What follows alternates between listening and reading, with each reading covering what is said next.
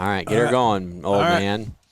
All right, guys, welcome back to the Raised Hunting Podcast. I'm your host, David Holder. I'm joined again today by Warren and Easton, who are going to say something that they shouldn't, so I will do as always and apologize. That counts for the entire podcast. However, before I tell you what we're talking about today, we have a couple things that we want to make sure we bring up. I have brought one in here because Caden got it done. And I think we mentioned it in the last podcast, but I don't think it is done yet. Huh? I don't think it's done yet. It may not be done, but I mean, the wording is done. Yeah. So anyhow, I'm going to make sure that I let everyone know, or start letting everyone know, because we're about 6 weeks away from Spring Thunder. We're bringing it back. For those of you, so many of you, especially the ones that live out here or anywhere around us, have been asking, when are you guys going to go back to doing the private seminar stuff that you guys did? And we do a Spring Thunder and an Antlers in August. And so guess what? This year, Spring Thunder is coming back. We believe we're going to be doing Antlers in August as well, but right now, let's focus on getting to the turkey one. March 27th, 6 o'clock, I believe, is going to be our start time. Doors may open a little earlier than that. In Earlham, if you guys look up Raised Hunting, we're actually based out of Winterset, Iowa. Earlham's about 20 miles away, but they got a nice community center. We had to move because of you guys.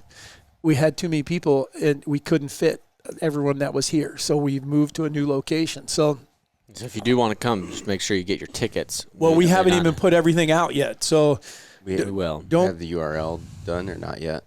I sent it to you to review. Okay. Yeah. Approved. So it'll be in its by next Tuesday. Okay. The link. It'll be the link to. You have to get tickets before, because like Dad just said, we've had to move to a new location. So we want everybody to get your tickets before.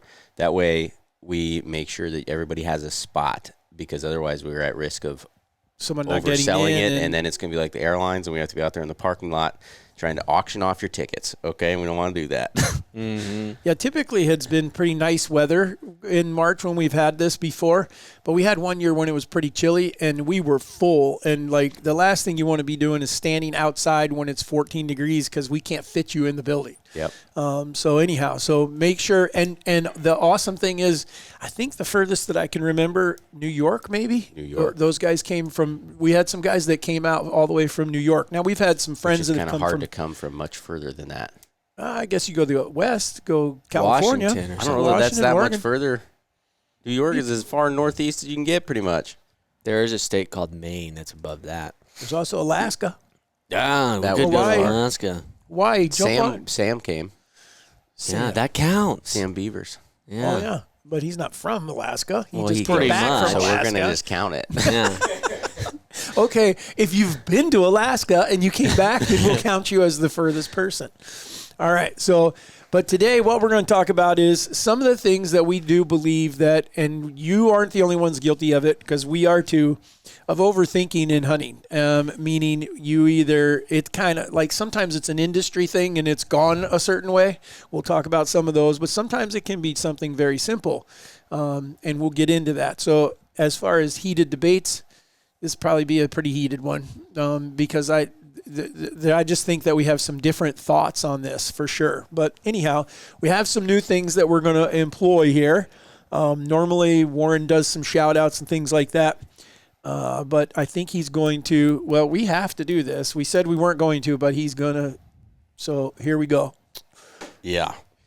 Well, so it didn't take long, and I apparently already have to eat my words. So here at Raised Hunting, we've fallen on some hard times and some difficult times, and we are a business at the end of the day, so we have to be able to keep the lights on.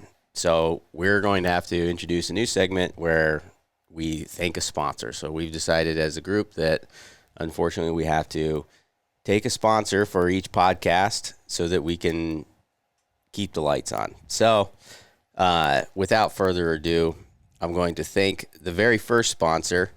So this one's a shout out to Jake Rotman, 7803, for the fantastic idea and so I can't say that we came up with this because it was absolutely genius on Jake's part. He says, love the podcast, one of the best you guys have done.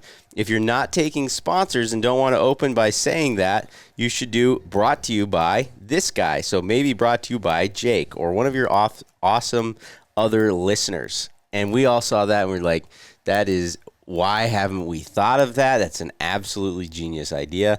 So psych, we're not doing it for anybody else. You guys are our sponsors at this point, basically. So we appreciate you. So we're going to do the very first one.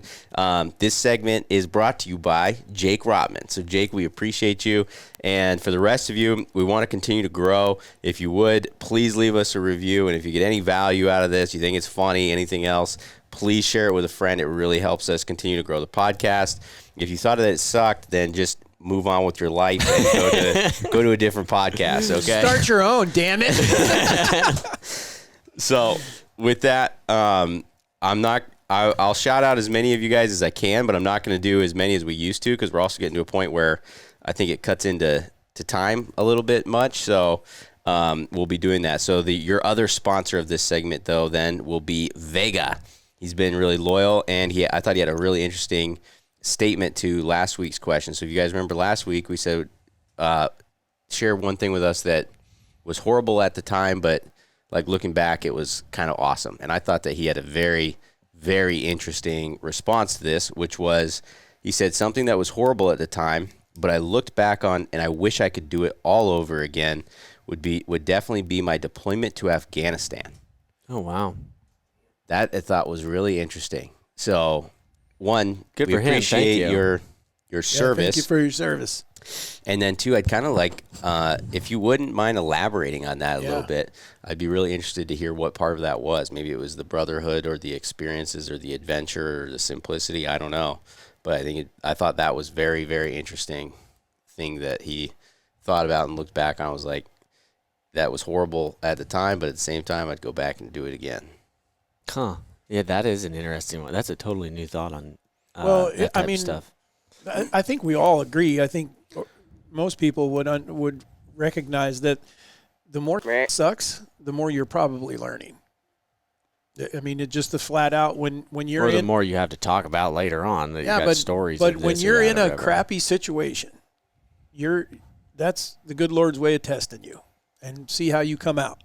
You don't like it at the time. You don't want to be a part of it. Maybe you're trying to figure out what you can do to get out of it. But that's what you learn is, or what can you get out of it? And I'm assuming that something of his is, I'm sure getting the papers that said you're going was like, that ain't what I was expecting. But at the same time, the only other thing I've always thought that I would love to, I've talked to a couple veterans about this, but I'd like to talk to a couple more that I feel like could be something that we could relate to a little bit with them, that I could completely see how it would be super hard for them to come back, is I think of the times that we go elk hunting and things for a month. And when you leave to go elk hunting, you have all these things that are going on. You got paying your bills and work and all these daily things. Well, then after you're elk hunting for about a week and you don't have phone service, or it's very limited phone service, and all you do every day is you get up and you go and you try and find an elk and then you try and get as close to it as you can. And then you get home, you eat a sandwich really quick and make a sandwich for the next day, and then you do the exact same thing. You do it again, you do it again, you do it again, you do it again. You do that for a month, and it's so simple because there's only one goal. That then I remember the last couple times, like when you like that kind of then go back to society, it's almost like, this is a little bit different. And that's only a month. I can't imagine being like years and, hey, here's what you need to do. You need to do this, this, this, and this, and go and try and find that guy. And then now all of a sudden you got to come back after doing that with all of these other people for X amount of time. And now it's just like, okay, go do whatever you want to do. I would agree with that. yeah, I mean, it goes way deeper than that. I mean, I think. The fire department's similar. We're not away like you're talking about, but what is being expected of you, or what you kind of, I don't know. I think good firefighters, good first responders thrive on the fact that people are depending on them. And I think that's one of the big things is when a lot of guys in the first responding area come out of that, nobody's dependent on you anymore. And that feels like you've been dumped, you've been left. And I can see that being tough. Yeah, I could see that. Because every day I get up and I got brotherhood, and whether that's men and women in the military, he's dependent on me, I'm dependent on them. Then all of a sudden you come home and maybe it doesn't seem like that's that big a deal that your wife is dependent on you to feed the kids. It doesn't seem like it's the same thing. It is, but I can see where a lot of people have a tough time with that. I mean, me included. I mean, because we're talking life and death in the military. Right. And it's not life or death for whether they eat Cheerios or Lucky Charms, but so anyhow, I think it's awesome though that he shares something like that with. That's what I love. I mean, the part that I think that we need to make sure we bring up here in the podcast is that we're not taking sponsors because we don't want their money. We're not taking sponsors because we want to give you guys the most realistic possibility that we can as a family. Our opinions are our opinions, and that's what they are, and we are who we are, and we don't want to be paid to do it. If someone wants to pay to be a part of what we're doing, or the people that when you hear us talk about a product, it's because we truly believe in it. Yeah, well, and then they know that and too. It's genuine. We're talking about an Onyx or something like that. Absolutely. Are we partnered with Onyx? Absolutely. And then when you're hearing us talk about it, it's because we truly believe in it. Yeah, even if they didn't pay us, we would still be using it. Yeah, and that's the thing. And that's, in fact, we did not use or used it for a long time, and they weren't paying us. So yeah. Getting reimbursed for our memberships. All right, we ready? Don't let Jed hear this because he'll be like, I can renegotiate with you guys. All right, today's is actually related to some of the things we talked about shed hunting. And from Joseph Charleston, he says, I remember in 2024 on the last day of rifle season, me and a couple buddies were walking back to the truck after deer hunting. We were walking along the ice and seen maybe 4 inches of an antler showing through the ice. We got to the truck and grabbed a knife and a couple other tools and started digging it out. As we continued, we realized it's a damn good antler. We continued to cutting it out and realized it was a whole dead head. We didn't score it, but it was at least a 140-inch deer. We'll have to put the photos on here because it's pretty cool. I mean, you're looking at come on, pop up. Oh, he sent photos? Yeah, because it's literally, I mean, you're they see a hole, hole in the ice with a friggin' antler coming out of it. Yeah, that's awesome. And then the next one is they're got it opened up, and then they've got it out on the. They had to dig a big hole because they ended up having to get the whole head out. The whole head out, yeah. So that's pretty slick. That's cool. That's rare. I just posted the video of that too, of the locked up heads, and I think that I felt weird when I posted the video that I put those back together for Shane, because then I realized, I was like, would you ever like to find something like this? Because we'd really like to find something like that. And then I'm like, well, we have, but there's almost always been one alive. Like, what are the odds of finding just 2 locked up bucks? I don't want to find 2 I think I've locked found up. one. 2 dead ones. That's not fun. It's not a good thing, but it is a rare find and something really unique. I mean, yeah, to absolutely. find something like that, it sucks that those deer died that way, especially, but that's super cool way to be able to keep them. Yeah, and show them. But no fun. All right. Okay. But, on to the next segment. All right. Do we have a name for this? I don't know. We'll have to come up with one. This or that. I guess they'll come up with some name. Okay, we'll leave it to them. All right, so we're gonna do a theoretical question here, and you have to pick something. You can't do this stuff of, well, I wouldn't do that, or it wouldn't be a thing or anything. So you have to choose one. So the question is you get to hunt one species for the rest of your life. What is this species? I think his is gonna be boring because I'm pretty sure I already know it, but I'm positive I know it. The only part that I will say on my behalf that kind of sucks on this is I haven't had enough experience to go. I wonder how many animals there are out there that probably never even be able to hunt that you'd almost be like, oh, I would do that one again and again and again and again and again. Like which ones? I'm thinking about like other countries and stuff that you could go hunt. I mean, you could go hunt Africa. You go hunt the South America. You go hunt. I mean, all kinds of things that are like what's it called? Is it axis deer or no? It's not axis deer. Especially if you went to What's Africa, the you could. red stags? There's red stags in what, Argentina? And New Zealand. Yeah, I know New Zealand are, but I like Argentina. Sounds like it would be a blast to go do that. I don't hear anybody going to do it there. Oh, yeah. I don't know if that would be a. I think they're all. I think pretty much all of them are free range in Argentina, aren't they? Yeah, I that's think they're a little there's bit some smaller. of both, but it's not as prolific as New Zealand. Zealand. New Zealand's got the big ranches that got the that's why I'd want to know, go to Argentina. 500-inch bulls. Yeah. Yeah. You go ahead. No, go ahead. I'm listening. I don't have a pick yet. Because I think I'm going to shock you guys. Because if you're eliminating everything that I can hunt. It's only one thing. It would probably be turkeys. That doesn't surprise me. I don't believe it. I want that interaction of talking with them and doing that kind of stuff. I enjoy that. Don't get me wrong. You can call whitetails, but it wouldn't be the same if you eliminated everything. Then I would miss that. That's what I love about elk hunting. Elk hunting and turkey hunting are extremely similar. Mine would not be turkeys. I have a hard time with them. What is yours? This is easy too. Elk. Elk, yeah. Yep. I'm kind of torn. I think I get bored with turkeys, even though I absolutely love turkey hunting. But I think that would go on the version of roids if I was going to do that. And it would be elk. Elk are just turkeys on steroids. Not whitetails.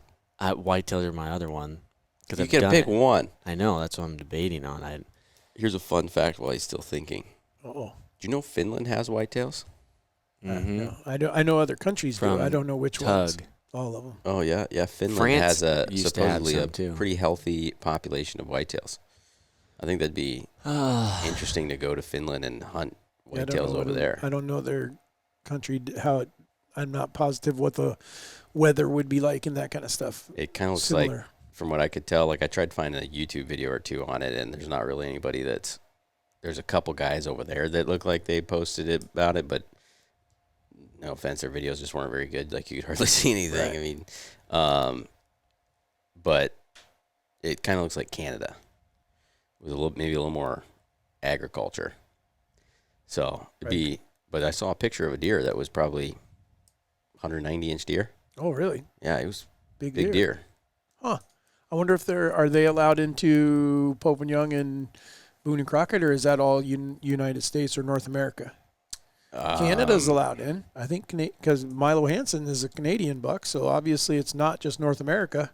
It is North America. No, Canada well, is. what I'm saying, it's not just the U.S. Oh, yeah. I think BNC's just North America, but I'm not 100% That book sure. says how to score North 'Cause- American big game, which is Pope and Young and Boone and Crockett. Because from what I understand, the deer in Finland were a gift so like they're a species of whitetail from.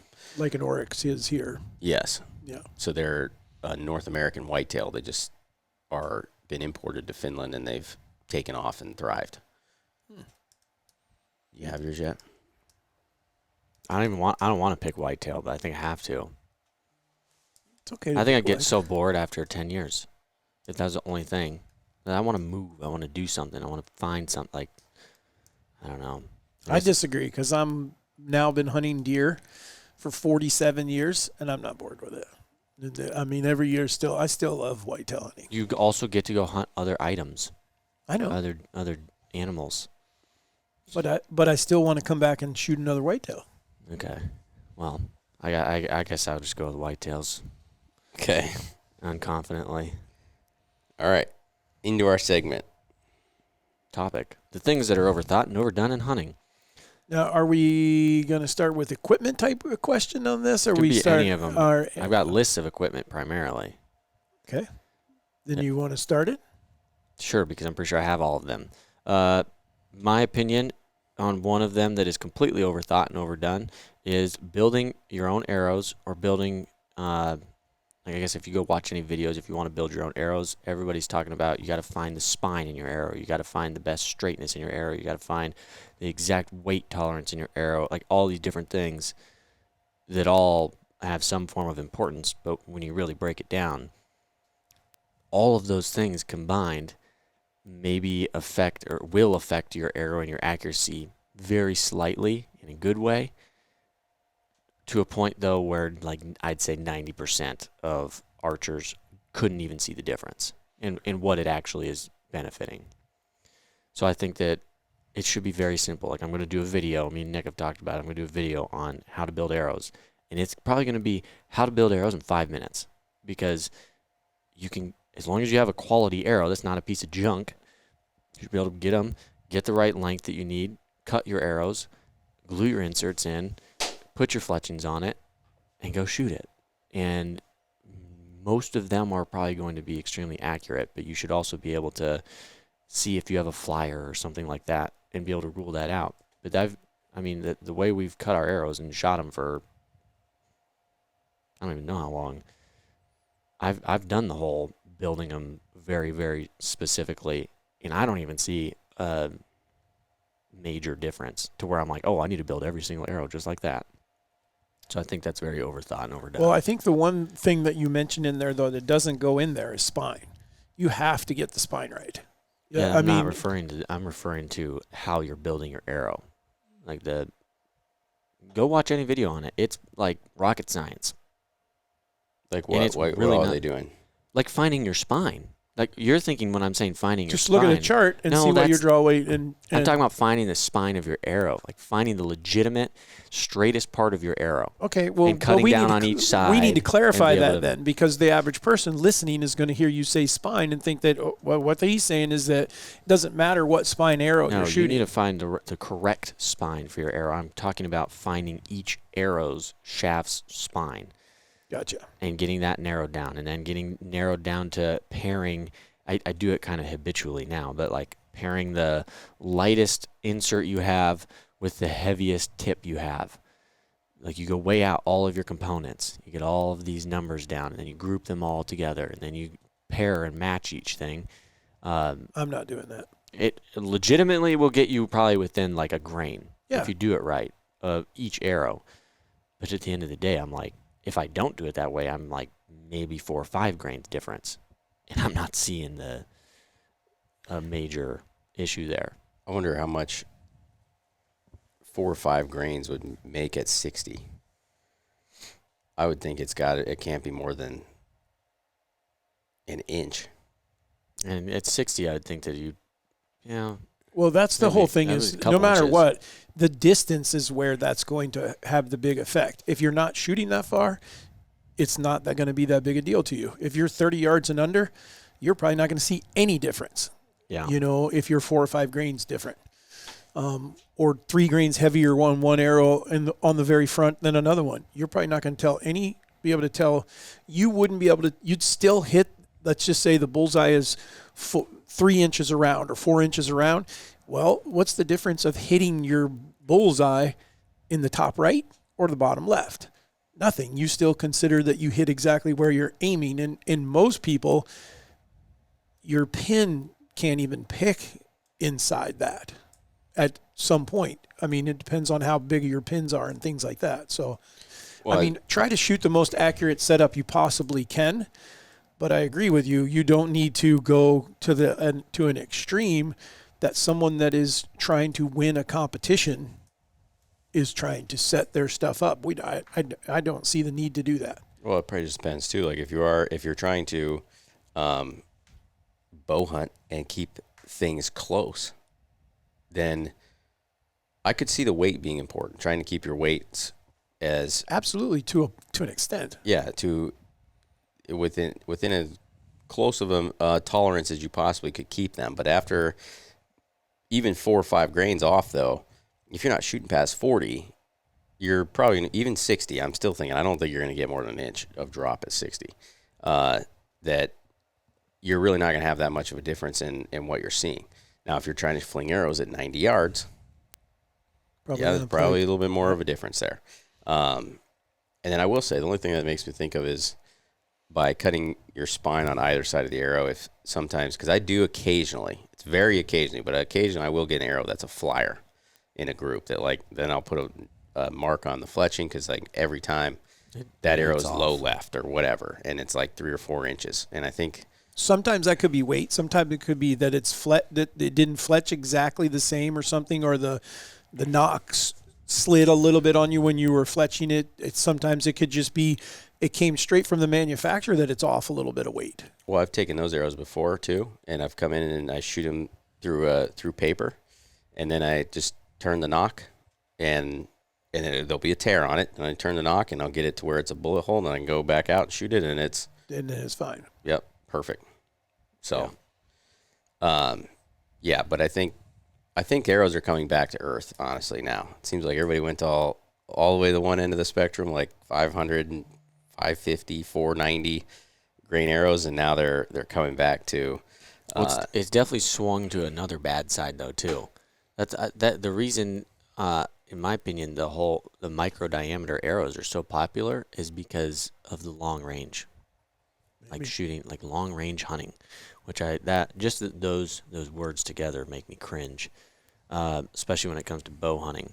But they went from one extreme to shooting Lincoln logs downrange, hoping that they hit where they're aiming, to now let's shrink our arrows tiny, tiny, tiny.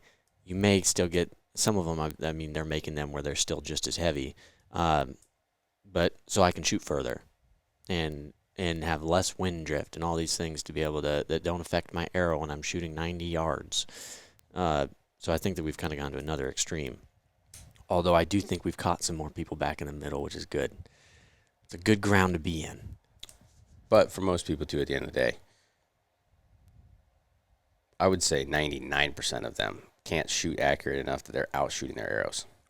No, So that's kind of my point, accuracy-wise. is that how you build your arrows, as long as you're not freaking cutting them where there's some slant where your insert's going to go in, where you're cutting it properly, cutting it all to the same length, you're using all the same components, all the same weighted grains of like your tips and everything, you're fletching them the same way, and you have the same knock in all of them. And at the end of the day, pretty much every one of those arrows is probably going to be almost identical to the point where you're not going to see a difference in how good or not it shoots. Yeah, we want to go the other extreme to that, though, and we've all seen it, especially camp. We'll have a parent that sends their kid to camp, and he'll have 6 arrows or a dozen arrows, and they're not even the same arrows. They're a different brand. Whatever. You don't want to do that. You want to have the same stuff, like you said. I would tell someone, if there was one thing when it came to arrows that I've always said that probably is the biggest thing that I can't do anything about other than buy them that way, is the straightest arrow that I can get. Whether it's the cheapest arrow that you're going to pick, the selection of them, usually they'll offer a ±2, ±4, ±6 straightness. Tolerance. Straightness, tolerance. And that's normally 0.00. Yeah, like, I may be saying it 6,000s. Right, but the straighter it is, the truer it should fly. I would wonder if we should try to do a test on that sometime. The straighter it is technically the straighter that batch is going to be together. Correct. Versus the other ones may have more variance. We should do that one time where we just shoot thousands straightenance and then 6,000 straightenance and see if we can actually measure any kind of notable difference. You can also spin those to see any kind of difference. I'm just saying, when too, shooting them on downrange, does it actually impact your accuracy? That'd be a fun test to do. Because there's also a pretty good price tag difference when you go from the highest end version of them to their. It's like a good, better, and best. It's like you got the good, the better, and the best, and the best is very expensive, and the good is just expensive. Because if 1,000th wasn't even an option, I don't feel like anybody would even blink at 6,000ths of an inch. No, this when you really this think could about vary it, I mean, it's 6,000ths of an inch from the other one. You'd probably be like, okay. Yeah, I would agree with that. But I can tell you what, in my mind, it's like, When I need 6 1,000 versus 1, I'm Yeah. like, oh, no, we can't have that. Yeah. I agree. All right. But the thing about arrows too is a lot of people out there are probably afraid of doing it themselves, and don't be. I mean, if you don't get the glue exactly the same when you're putting your, like I've always tried to clean the glue off any extra that came off when I'm fletching my arrows and things like that, and try to use the best fletching jig that you can. They're not super crazy expensive. I want to say $60-$80. Does that seem like what? No, if you use what David uses for a fletching jig, yes, they're cheap. If you use a very good fletching jig, you're over $100. Like Like, Yeah, there's only 2 now. I'm going to go test the other one, but the Bitzenberger I is. thought it was like $80. I think it's more than that. Really? Okay, Especially if you have to get different clamps for it. Oh. well, you can make fun of whatever mine are, but I was killing deer with those fletchings before he was born and after he was born. Yeah, he was doing that. And it worked just fine. So that because this is why I said this was going to be somewhat controversial, because I know the one topic I'm going to bring up that you don't have to do, that you guys are going to disagree with me. But 109. Yeah. What? 109. Well, that's just inflation. Like, Well, because there's the last also- time I bought a fletching jig, it was probably $49. It's gone up to 109 because once I find something that I like, I just stick with you it. just told everybody how old you are. They know how old I am. The other one, there's another one that does a lot of what the Bitzenberger does, but is easier adjustments. I'm not hiding the name. I just don't remember what the name is, but I'm going to buy it because I want to try it out and see. It basically take the Bitzenberger and make it simpler and like a lot easier. The same quality, but All right, next. you just said you had another topic. Oh, I know, but not yet. I'm going to let you put some more of these out there before I bring mine up. Well, I think we touched on the weight of arrows. Coming back to earth on that one. Okay. Is there anything really to? I don't think so. If you haven't heard the podcast, we're pretty fairly against super heavy arrows. We're middle of the road. Yeah, Not it's super light either. 420 to 465, 470. Yep, I would agree with that. Obviously, some Kinetic more energy variance is, if you got longer draw lengths, everything else. yeah, kinetic energy is the goal. You want to hit you want to be lethal with your arrow. Yeah. You know, you don't need to overkill that to do that.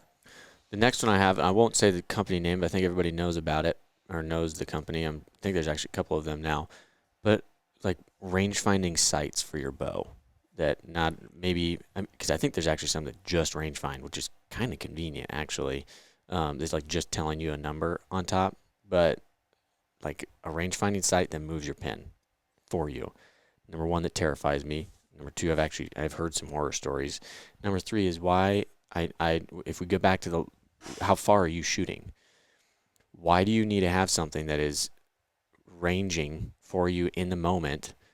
If you're shooting, if you're truly getting closer to your animals, 20 yards to 30 yards isn't that big of a difference to be able to tell. If it's 20 or 30 yards, 30 to 40 isn't that big of a difference to be able to tell.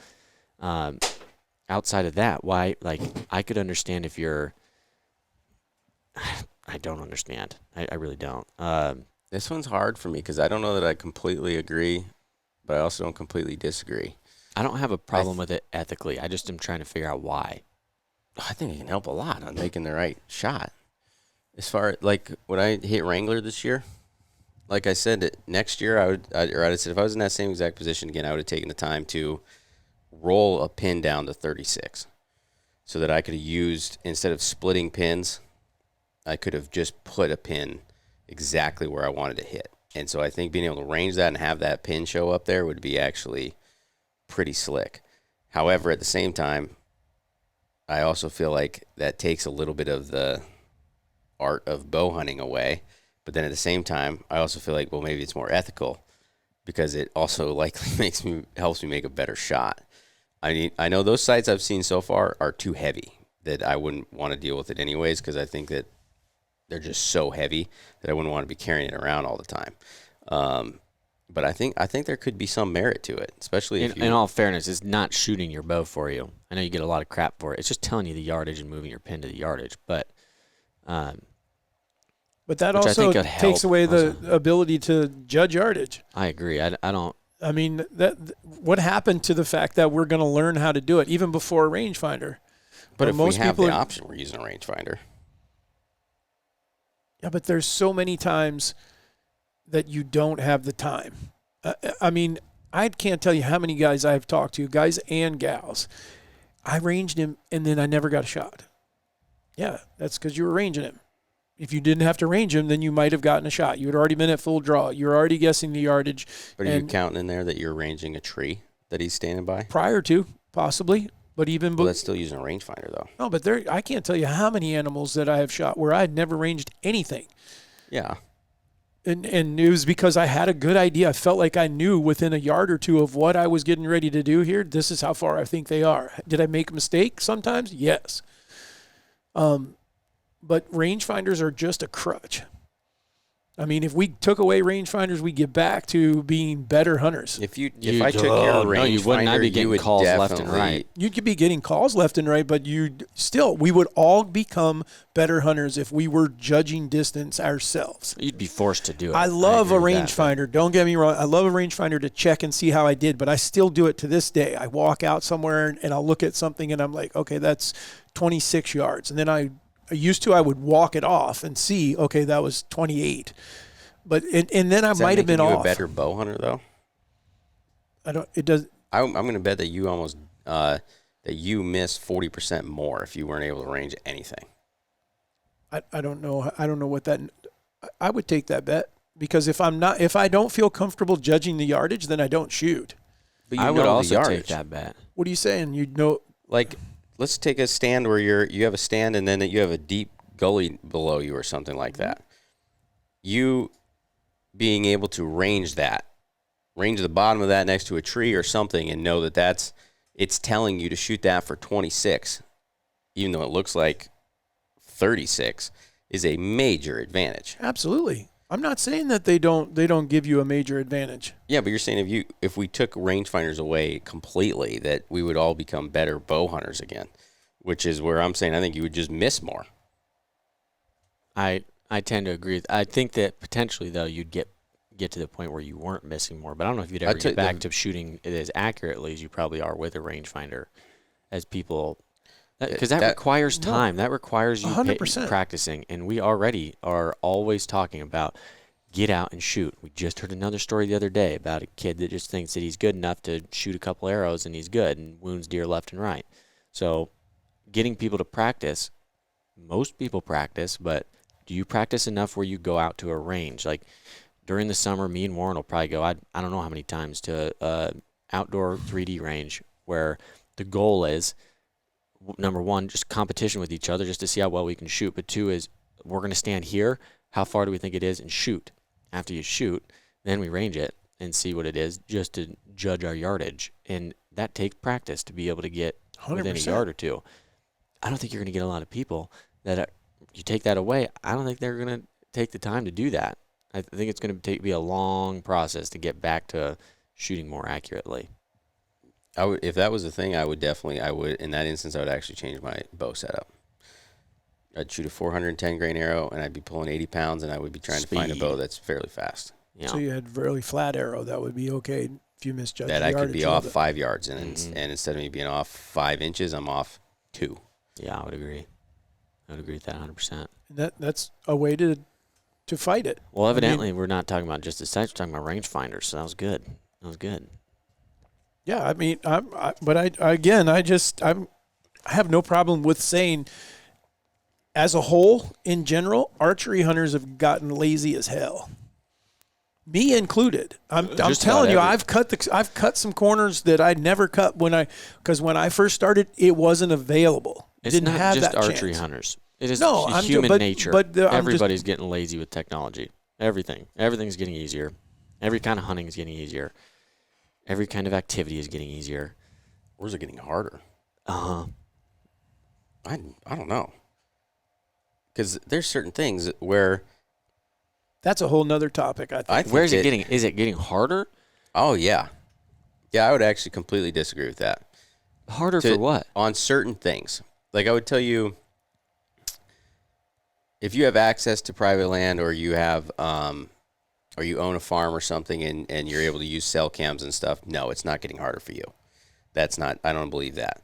Now, going out west, and 20 years ago, Dad could put in a little bit more effort than everybody else and go to Fish and Game and get some maps and put his boots on the ground a little bit and could find some stuff that nobody else could find just because they didn't do any work. Now those people can all sit at home on their phone, on the computer, anything else, and there is not anything that they can't find that you could find with more effort. They can find the exact same stuff. That's also saying that we're getting more lazy. Yeah, it's gotten easy. I mean, It's gotten easier to do that. It's making it harder for everyone because now In the competition you can't go realm of find things. these. You can't go find these unique opportunities because it has certain things have made it so available Easy. that, yeah, but doesn't make it easier for him anymore. Yeah, I know, but I'm saying that the whole reason that it's gotten maybe harder in one unit because there's other hunters is because all of it has gotten so easy. But the idea of it is easy. The outcome is harder. In some places, yeah. But Because now it's harder to actually kill an animal there. it depends on what goal you're trying to accomplish with this one, because it is all becoming easier, which Well, is why so many more people are doing it, which is looking at making it the- a little more difficult to be more successful in certain areas. So then it depends on how you measure it. Yes. Because if you're saying you want to kill a big animal, and even though looking at it's easier, but actually killing that big animal got a whole lot harder. Because now you're not having all these big bulls that are running around that nobody else knows about. I see what you're saying. I think I don't know how to put that. I'm not sure how to word it, that because I look at calls, okay? They come out with new calls, and the more calls that come out, the easier they are to blow, meaning less airflow. If we're talking about an elk call or a turkey call, better box calls that reach farther, all kinds of things keep changing so that it's better. But like what you're saying is, if that makes it better, more people do it. When more people do it, the dude that is busting his ass to be the best caller he can be doesn't have as big of an advantage over everyone anymore, because everyone. The prime example would be a state that allows electronic call. Guy goes out there and hits electronic call. I don't care who you are, what competition you've ever won. Mark Drury was sitting here. He can't out call a real hen. Right. I mean, so it takes away from how much he's working. And that's what you're saying, is it's made it harder for him. So it's made it harder for the person that wanted to just put in the effort to get that satisfaction to win. And it's made it easier for everyone who's being lazy to just hit a play button, and go that way. So, yeah, I mean, It's like, think about, you remember when we turkey hunted Nebraska the one time and we found, I don't know, it was 100 turkeys or 100 and some turkeys on public land. Mm-hmm. And we went right there and we found like what, 10, 15 sheds? Yep. All in a 100-yard radius or something like that were old. I would bet you today you're not finding those. that ain't ever happening. Or with that many turkeys there's already going to be 3 other trucks there, and you ain't finding an antler. You might find one or something if you got lucky. But the only reason I think that happens is nobody else knew that was there. Now you got some dude who's sitting at home in Missouri, and, I should try this spot. You know what I'm saying? Yes. So I think it's the crazy thing is, so let's say that was 15 easier years is making ago. is making it harder.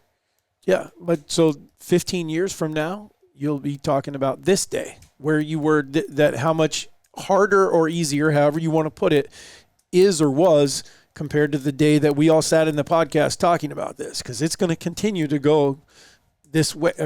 Elon Musk, I guess, is saying that in 3 years there's going to be as many robots as there is people, maybe even more, and so there's going to be a whole lot less people at work. There's going to be a whole lot more people in the woods, possibly. Yeah, or it's going to be hunters versus robots. Nice. That's what I really think is going to happen. Yeah. And then we will truly all be united. Yeah. Because I think all of us can agree on that one, that those things need to die. Oh, that'd be so cool to start shooting explosive tips like Rambo. No, except I think we're going to lose. That's the problem with it. That's scary Okay, about it. go But next one. What's the next one? You got another one? Pressure on your deer. Pressure on deer. Pressure on deer, like holding them We down. overthink the pressure on deer. I think sometimes we overthink and underthink it. But you put pressure on deer. A lot of people think that you just walk into a place and you're screwed. Like you only. So if you bust bump a anything deer, or do anything. if you bump Yes. that big buck that you've been watching all summer, it's done. Yep. It's over. Yep. And that you can't go in during the summer at all. You need to be going in the least amount possible. Not going into the timber. During October, you don't be hunting in the mornings. I will say this, though. I have an interesting opinion on this that maybe lines up with putting too much pressure on deer. I don't believe that, especially a deer that's a homebody or one that is there during the fall, I don't believe that you just walking in there once or twice is going to that deer's not just going to run away forever. If it does, it's rare, or maybe that's not where it actually lived in the first place. But I do think that there's some more weight to be held with not putting a presence in the woods. Because the more I've talked to people that are killing a lot bigger deer than I have inconsistently, like a Shane, for example. A big difference with what Shane does, or I actually talked to another guy that sounds exactly like Shane, but in Kansas. The big difference is what they're doing is they take a lot of time to manage their property, and they want to manage their property, but they don't intrude on their property. Like, they'll go get that stuff planted in the spring and in the fall or whatever they're planting their things, but then when they go hunt, it's very specific on the right wind, the right access, and they're only going to hunt a few times. They're not in there hunting other things throughout the year. They're not in there shooting coons and squirrels or hunting it excessively. They are only in there when needed to be in there. And they will all tell you that a human pressure, human, what do they call it? Element? Interaction. Whatever None of those are the words I'm looking for, but just being a human being there is an intrusion on nature and on how they're going to operate. And so I do think that there's some weight to be held with staying out of areas. But I don't think that you should, especially in new places, just avoid or try not to learn places or try not to get into places or get stands set in spots or whatever else. You've got to go in places. You're going to have to. And it's not going to just ruin everything. Shane hunts his place pretty hard, though. But I think Shane has the access and stuff set up to it. Exactly how to get in, get out. And yeah. And I think that's what it comes down for me. It's easier for me to sit here because I'm the world's worst at saying, don't worry about it. They're going to be okay. That's here in Iowa where we live, where we do have the satisfaction of me walking out and hunting my own property, that I know no one else has pressured that deer. If he got bumped in this particular area, it's going to have to be by me. There's no other chance for anyone else to be there, that kind of thing. When I lived in Virginia or Arkansas or even some places not Montana. Montana was probably less hunting pressure than anywhere I've ever been. But for Arkansas and Virginia, you could not do what I do here there. Those deer were definitely more habitualized. You know, they had learned to look in the trees and things like that, especially the whitetails in Arkansas. That's the one I can use. I know the South, like when you guys hunted with Kyle and stuff, those guys will flat tell you these deer look in trees for people. They're used to that. So you couldn't do what we do or what I do here there. So I think it's situational. You got to look at that. But I definitely think, though, I can tell you this, that deer are deer, though, meaning I do believe that if they see you and you're not a threat, you're not a hunter, you're not stalking them, you're walking through the woods or whatever, like what we dealt with last year in Colorado, some of the places, there was hiking trails that had access. Those elk didn't leave. That was really interesting because we're so used to elk where they get bumped by a person and they're long ways gone. And those elk were letting people walk right by them and they didn't even care. But the difference was the way they were dressed, the way they were bright colored, very obvious. They weren't quiet. If anything, they had bells on and stuff like that because they're afraid to get eaten by a mountain lion. And they're making more noise, and they just go right on by. And I think those elk learn that they're not paying any attention. I mean, I go back to the one that I just talk about over and over was when we hunted Kalispell that time, and we pulled up in a guy's yard. You were a kid. I don't think you were hunting. It wasn't. It was when we were trying to kill our first turkey on film. Pulled up to the guy's yard, and he's like, "Oh, you guys are," and he had 10 acres, and he was going to let us go set up out in the edge of the pasture there, and we pull in, and there's a Tom strutting in the driveway, and the guy was washing his truck, and the Tom was just strutting around. This is not like they weren't feeding them or anything. They just got used to hanging around there. The moment we got out of the truck, he said, that's funny. He hasn't run off like that ever. And it was us in camouflage. And I'm trying to be real quiet. And I'm telling you, go around this side of the truck because we're going to try to get over and get set up in a blind. And hopefully this turkey comes back by us. And he picked up on that and left. That also could be if that dude don't even live there. He's never seen any other people. Yeah, but I'm just saying that. But even a person, he was used to that guy. He was used to everything that he was doing around there, and he wasn't paying any attention. You put on camo, you start sneaking through the woods. You're a predator now. You're after me, and I'm going to treat you different. I think it depends on the deer too, because I think we learned with RJ this year that I don't think you could run him out. Yeah, Like that deer absolutely knew he was getting hunted, and then we got to a point where it was like, okay, we need to be concerned about running him out because he will not leave. It's just a matter of can we get it in a position where we're able to have the drop on him. Because he's not going to leave. He may navigate it a little bit different, but he knew, and you weren't. I think you could have busted that deer almost every day, and he wasn't going to leave. Yeah, Big Joe's the same way.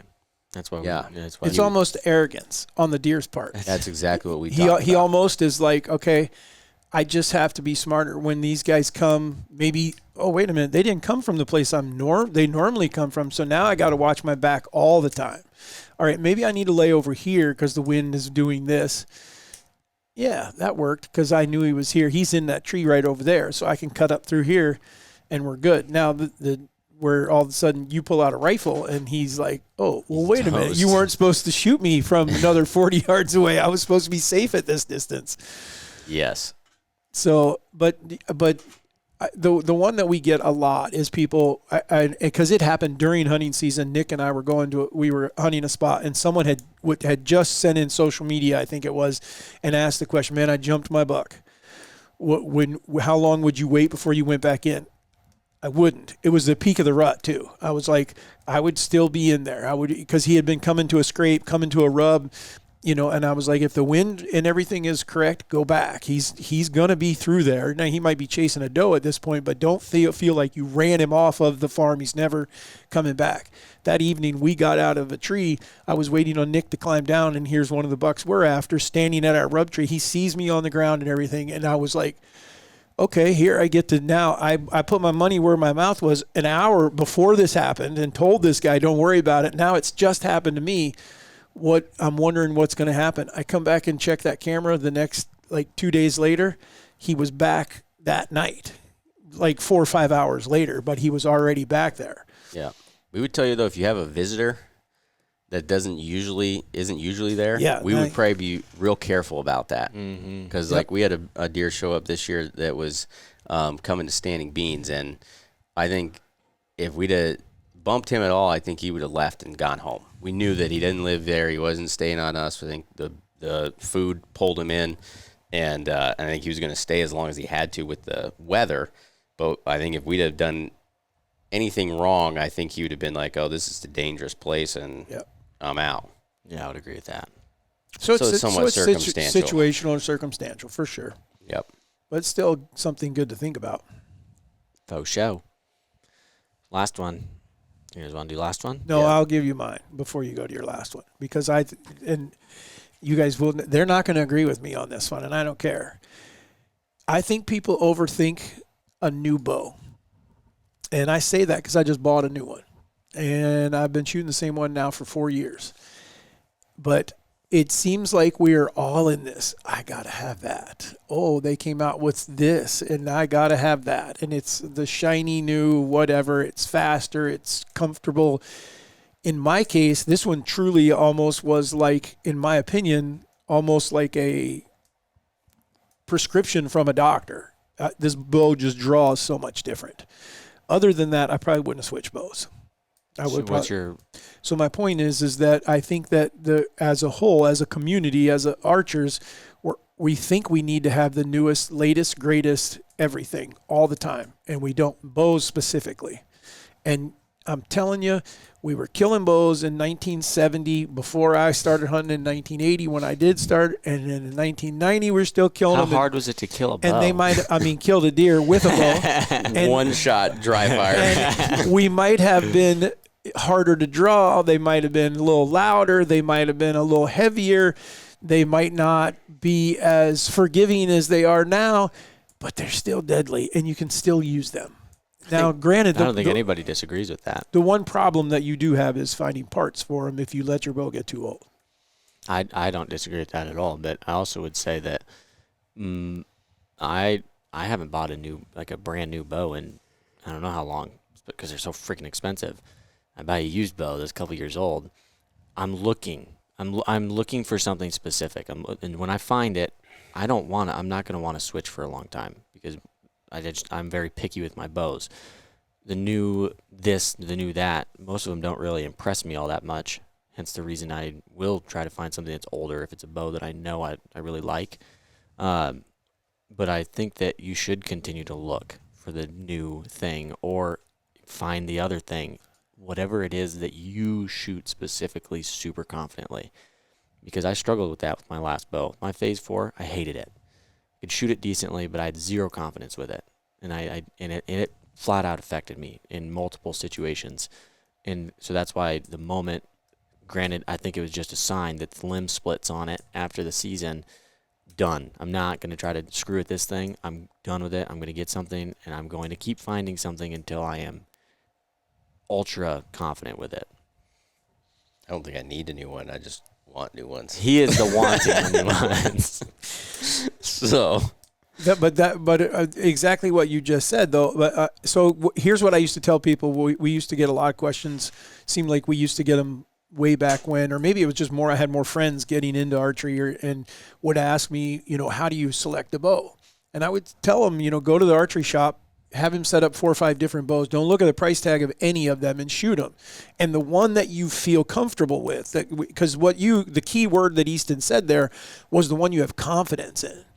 And that's what I'm getting at is if you have confidence, all this confidence in this bow and it's shooting great and you go out and you kill a deer with it or you kill whatever with it, and next year you do the same thing. Year 3, oh, look, they got this, now that, and everything.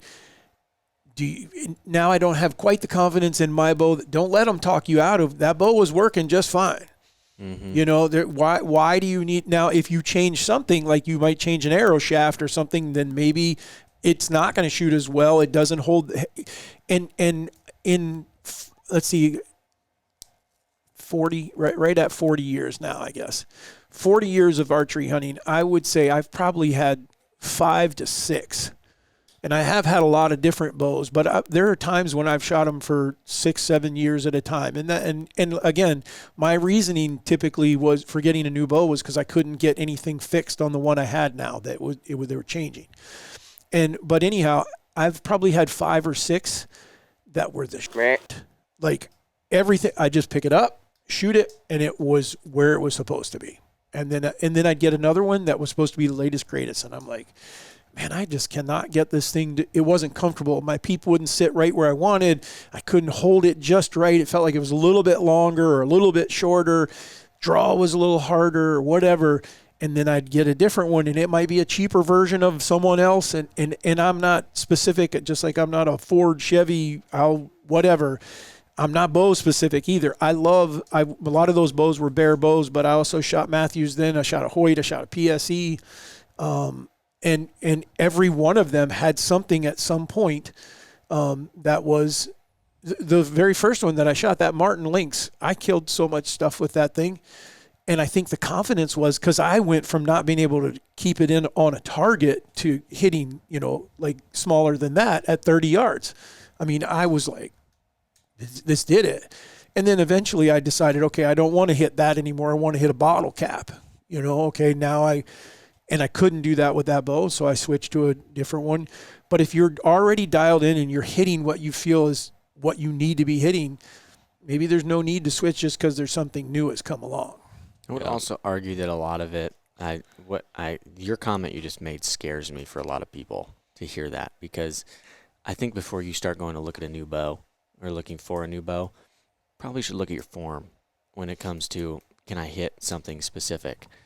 And the only reason I feel like as though I might have a right to say that is because I've shot some bows that I can, whether I like them or not, I can still, for instance, the bow that I just got rid of, I did not like it. I shot it very well. I've watched Warren shoot some of the crappiest bows you could find and freaking shoots them well. The operator is typically, as long as your bow is in tune and operating correctly, the quality of it as far as how nice or expensive it is much less important as your form, how you shoot it, and some of the things you could do to improve yourself. So don't blame your equipment either. I mean, you got to find a line of, if it's something you're just not comfortable with, that's fine. Go find something you're comfortable with. But you do have to have some realization that you could go buy 10 of the new bows right now, and not one of them you're going to shoot a better group with one versus another because of the bow. You might shoot one better. You might feel more comfortable with one better, but they're all pretty much the same quality, that they're going to shoot an arrow similarly and accurately. Didn't you also go from fingers to a release? Yeah.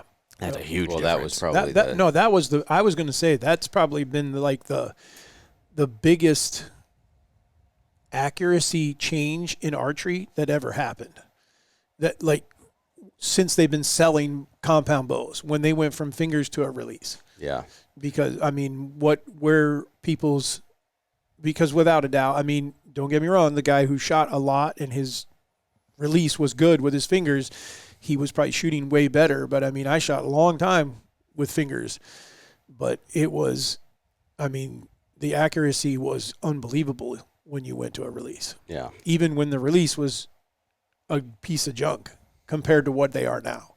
That's one thing, though, I do think is worth overkilling, is understanding, one, if you really want to be a really good shot, understanding how to set up a bow and understanding every element of tuning one. Because you could take a less quality bow, and I think what makes it less quality may be the difficulty to get it to tune, the difficulty to get everything in sync.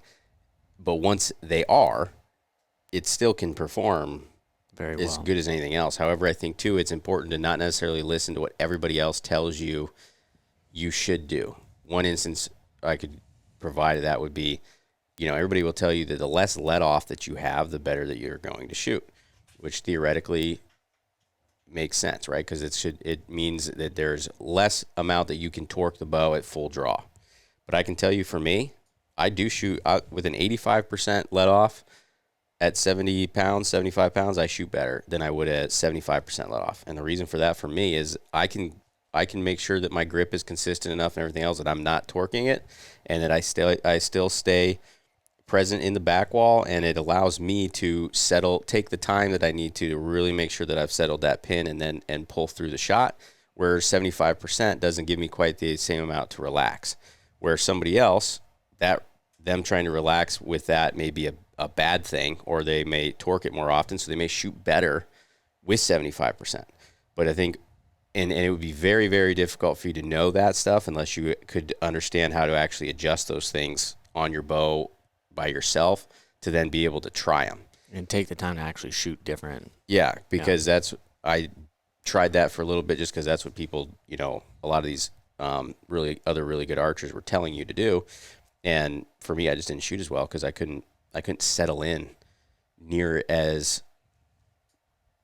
consistently as I could with a higher let off. See, I'm the opposite. Yeah. It drives me nuts that I can only get an 80% let off.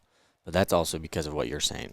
I have to be able to continue to pull. If I don't continue to pull into my back wall, I get too relaxed. And I don't know where that line is to just relax, and then I'll hitch, or I'll pull different pressures when I'm releasing. So if I have more weight that I have to pull, I always have to be pulling into the back wall. There's no option, and I shoot better that way. But that's, again, how you shoot, how you're comfortable, and how you want your setup.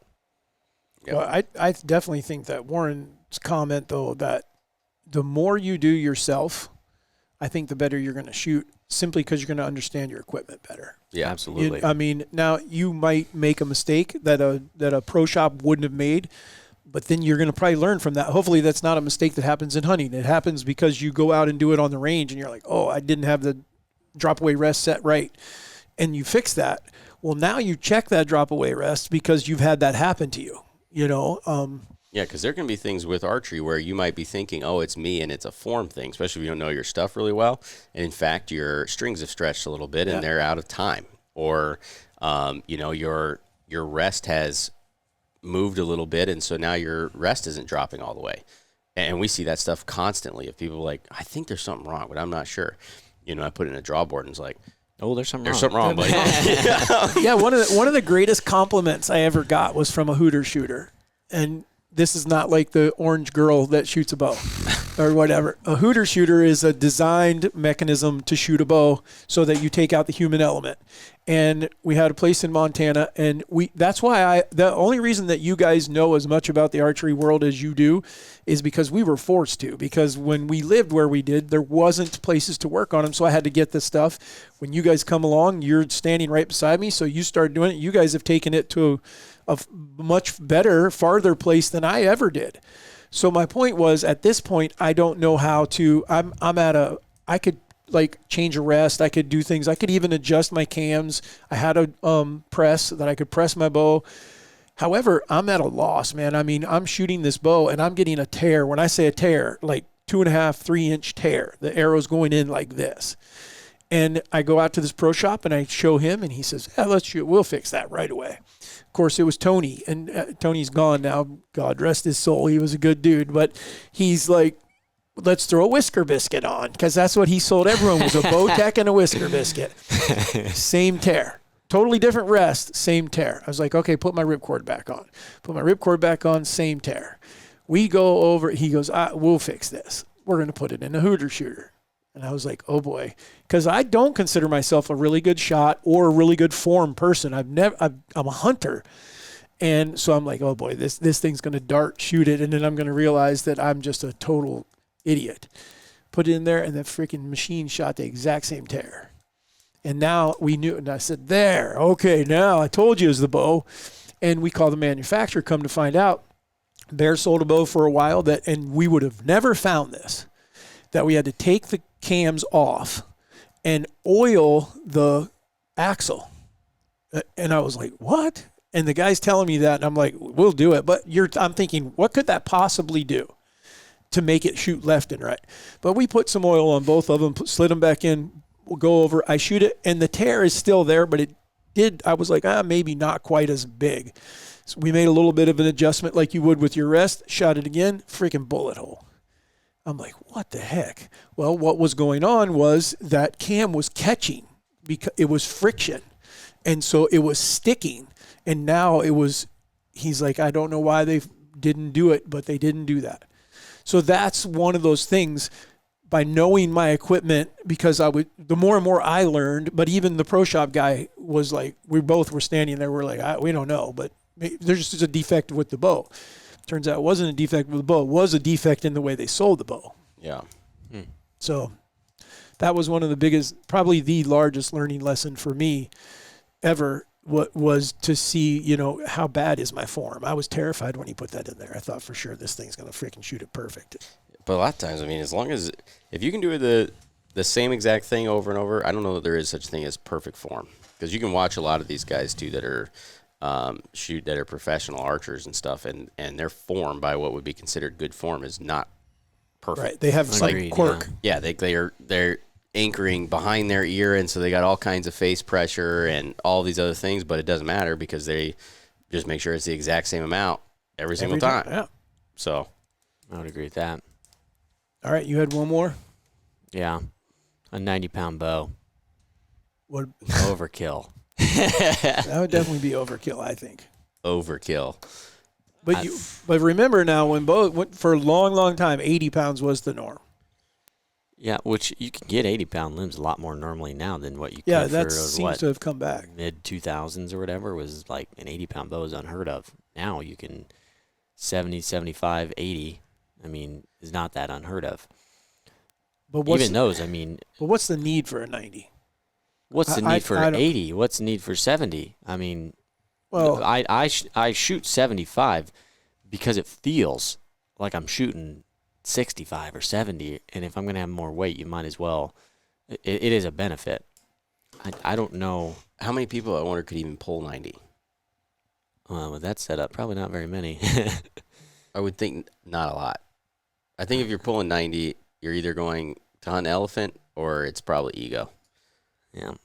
I just don't see why you'd be shooting a 90-pound bow. I mean, I came from back when they sold 80-pound limbs, that's what we all bought. But that's what you just said is exactly why. Why not? I mean, if I can shoot, it was not hard, or it didn't at that time in my life. I was like, it wasn't like I was going, well, this kind of sucks, but I don't want to not be shooting 80. it drew just like a 70. I felt like this is the norm. This is what I'm supposed to be shooting. So I bought every bow, cranked them all the way down. And that's how I hunted. Then when we started going toward I will say this, you guys that might be considering a 90-pound bow, you're probably going to pay for it later on, because I do think that my shoulders are partially from drawing 80-pound bows as much as I did, because I did shoot a lot when I was your guys' age. I was 5 days a week probably, and I never shot competition. I was just simply doing it for hunting purposes. Right. And so I probably shot more arrows. I never shot as many as what Warren does, but you started as a kid shooting a lot of arrows, and I couldn't do that, or I didn't want to do that. I only got 10 years left in these shoulders. So, but no, your guys' form and stuff is way different too. You guys are actually pulling with your backs and stuff like that, where I wasn't doing that. But so I would agree, as far as overkill, I would say coming out with a 90-pound bow is just, what's the point? Someone once said, how far through an animal do we really want to shoot? How bad do you want to kill the dirt? Yeah. I mean, what's... Make sure those ants on the other side are... Yeah, that's true. Yeah, I don't know what the point is. Unfortunately, I know what the point is on why they released it. I don't think that should be the point, though. So you can shoot further. Yeah, that definitely shouldn't be the point. No. That's not what archery was designed for, to see how far away you could shoot something. It was designed to be exact opposite. How close you could get to How something. close you can get. I agree. All right, Hornan. Still haven't used that old wacky fact book old mom got you for Christmas. I don't even know where it is now. That's concerning. Don't tell Mom that. Hello, legend. He's still He's reading. not prepared. I Yeah, don't understand here how we go again. many years we got to do a podcast for you to know to bring one. Nick, what are we at now? Have we hit 190? This will be 188. 188. We need to be keeping track, because we're going to have to do something for 200. That's going to hit we're 12 weeks away, so probably June or so. Something. I don't know. I didn't do the math. I just kind of guessed. But somewhere around there. Ready? He still ain't ready. He started to talk. Yeah. It's got Larry Fitzgerald had more career tackles than he had drops. That's impressive. 41 tackles and 29 drops. Holy crap. As a wide receiver. Yeah. That's impressive. only just that's to say nuts. that he had 29 drops is all, because he played for how many years? Does it say? At At least 10 years. 10 years. Well, the fact that I see highlights of some of his hits That's Yeah. got to be like is saying something. 200 games. He had to have played in 17 seasons. Okay, yeah. Legend. So, Oh and my that's gosh. saying So not even 2 a season. that's pretty impressive. That is impressive. Did you take that from him? No, I got him untangled with all the cords. The other one that was kind of interesting was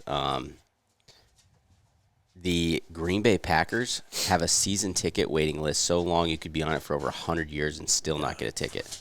You're going to get a red button on that one, because that's kind of common knowledge. I didn't can't know believe that anybody likes at the all. Packers that much.